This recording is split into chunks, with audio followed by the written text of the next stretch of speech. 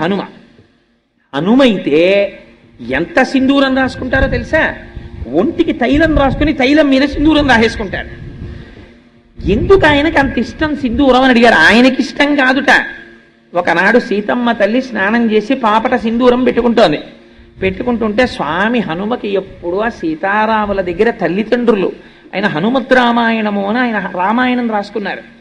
మనకి వాల్మీకి రామాయణంలో వానరోహం మహాభాగే రాము అని అదేంటి ఆ ఉంగరం తీసుకొచ్చానమ్మా అన్నటువంటి శ్లోకం ఉంటుంది. వానరోహం మహాభాగే దూతో రామస్య ధీమత రామనామాంకితం చేదం పశ్యదే వ్యంగుళీయకం ప్రత్యయార్థం తవానీతం తేన దత్తం మహాత్మన సమాస్విషి భద్రం తే క్షీణ దుఃఖ పలాహ్యసి అని ఉంగరం ఇస్తారు.